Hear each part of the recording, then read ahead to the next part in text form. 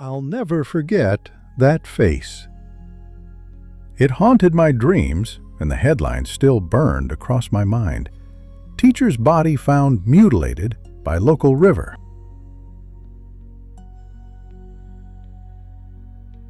I never had Mr. Smith for class. Those who did muttered about his hands lingering too long, his jokes that died in the wrong place.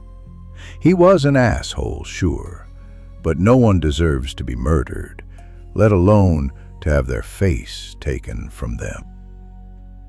That Sunday, after the discovery, the parents and faculty gathered with the police. The whole town seemed to hold its breath. My parents returned from the meeting pale and cursorily composed, their silence louder than any explanation. That night, I climbed the stairs on tiptoe, pressed my ear to the banister, and waited. The living room glowed with a bluish rectangle, Mom scrolling forums, her face lit like a ghost. "What monster would do that to another human being?" she said, but her eyes never left the screen. "Humans are monsters," he answered, dry as a leaf. "You watch enough documentaries to know that." But to cut off someone's face? Her voice cracked. My jaw went slack. I crept back to my room and lay awake, listening to the house breathe. I imagined Mr. Smith without a mouth, without eyes, an absence where a person should be, and the emptiness pressed so close I thought I would suffocate.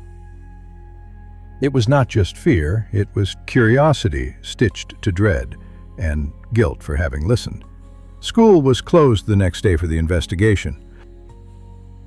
I spent the morning trying to erase the headline with video games, but the river's name threaded through every level. In the afternoon, I walked to Daniel's, then to Roy's, pulling my friends toward the den in the copse of trees behind the old mill, our shelter of sticks and tarpaulin, exactly 2 roofs and 3 secrets high. The woods felt different that day, like a held note. We did what boys do with bad news. We turned it into theory. Daniel was practical ex-student, revenge while Roy, whose father was a cop, spun darker yarns about occultism and ritual.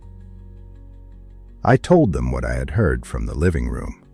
The face had been cut off. Roy's eyes went wide.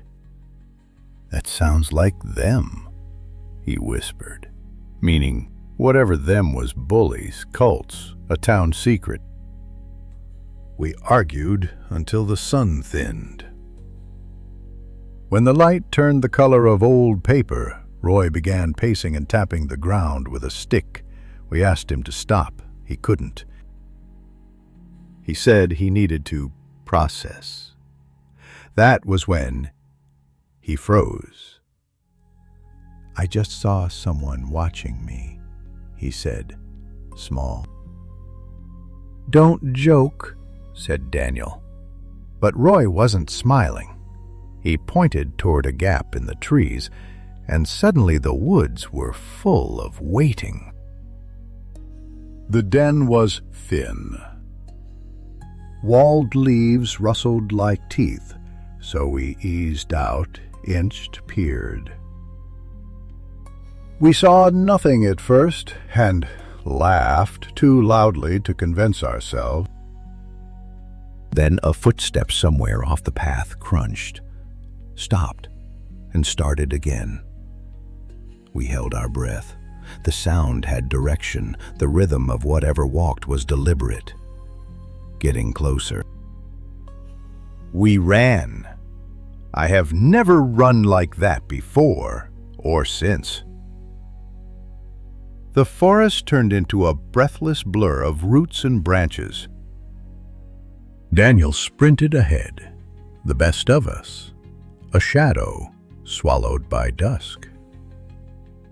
Roy and I stumbled. My shoe snagged a root, and my body betrayed me.